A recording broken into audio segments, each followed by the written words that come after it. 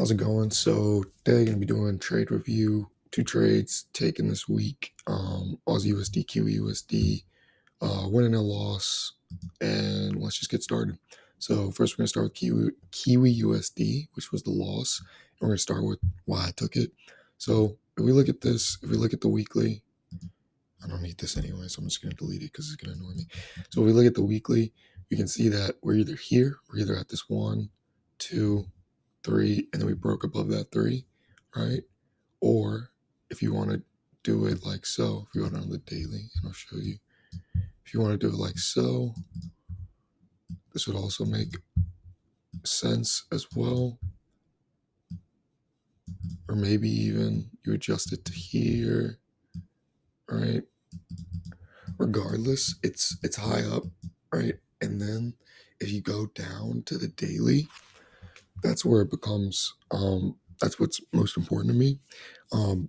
Go down to the daily, and then the actual entry you know makes all of this, oh, it could be this one, it could be that one, or it could be, what I was talking about before, where it's kind of like this, or I guess that was basically the same thing as this though.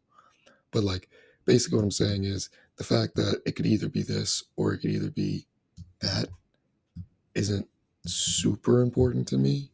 It would be nice, but and for right now going forward, I have it like so, just because of what happened after this, right? And obviously I know that now, but I couldn't have known it at the time when I was looking at the trade, right? All I had at the time was I was looking at it like so, and this was all the information that I had, so that was all I could do was make the best decision with the information that the market was providing me. And so then if we go down to the 4 hour and the daily, what we can see is that as we were looking at this formation up here kind of mimics this formation down here, right? You can see these noticeable scoops in between, right? And then you go down on the 4 hour, it becomes even more clear. 1, 2, 3, right? And then here's the important part. I took it because of everything that we were saying before. And if you look at the weekly as well, we're kind of like just in the middle of this support and resistance area. I prefer to take it from the tops, or at least like the second highest wick, right? That's kind of better for my strategy.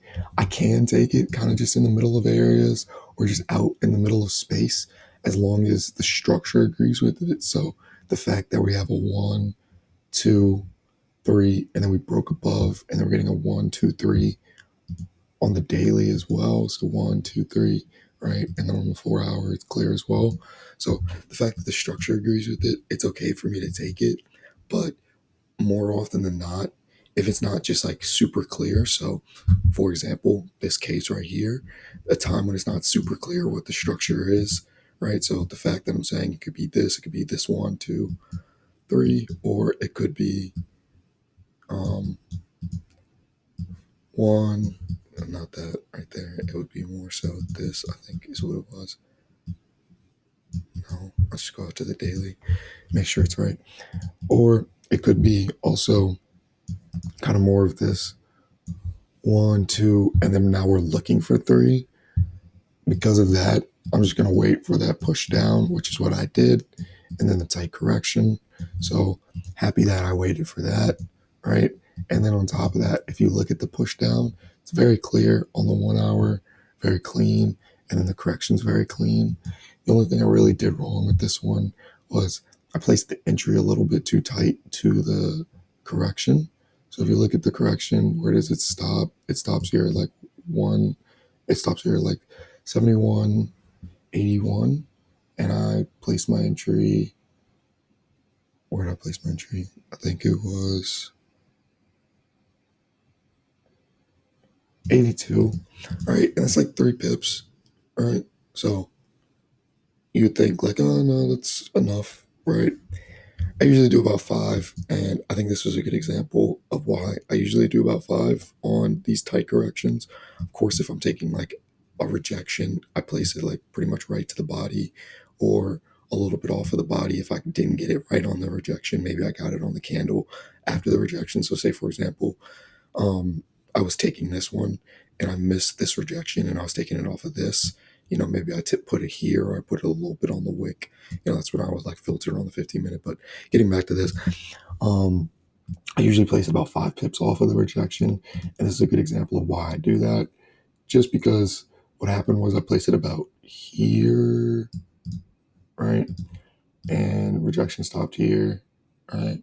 So that's actually about 2 pips. Yeah, 2 pips.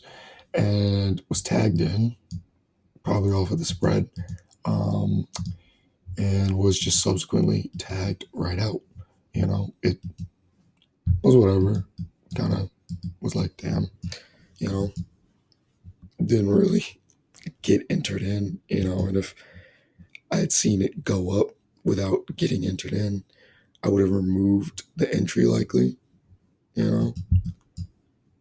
But that's hindsight bias. There's a possibility that I didn't, that I wouldn't have. Maybe I wouldn't have been able to, and I would have still got tagged in and out. But it is what it is, And then we just progressed, and so now you see why I kind of made that adjustment that I was talking about before. And so then now Aussie USD was the win. So if we go back to where I actually took it, Aussie USD, right? So we go back to why I took it. So we adjust this. So you can see this wick up here, right? 1, 2, 3, right? And then we go down the daily. That'll make more sense as well, right? So as you can see, push down, correction, push down, correction, push down, right? And it's all just like push down and push right back up. So 1, 2, 3. All right. We're at that third touch. We also have inside of that on the daily and the 4 hour 1, 2, 3. Right. So you can see it on the daily. And then you got it on the 4 hour. It's even more clear. 1, right? 1, 2, 3. Right. And then how do we get up there? Right. So this is one of those times where I drag it past what I'm looking at and I see, do we come in contact with anything? Yep, this wick right here, right? And then I'll maybe even go down to the 15-minute, filter it a bit, make sure what I'm looking at makes sense. Okay, maybe it's more so this, right? So I fixed that. And still, this isn't the most important thing. It's the fact that we have broken above the top of one of the, I'll show you here. We've broken above the top of this. Let's just do this. We've broken above the top of this 1, 2, 3. And then also we're at this 1, 2, 3. This added kind of pattern that we have going on down here, kind of just like an added bonus.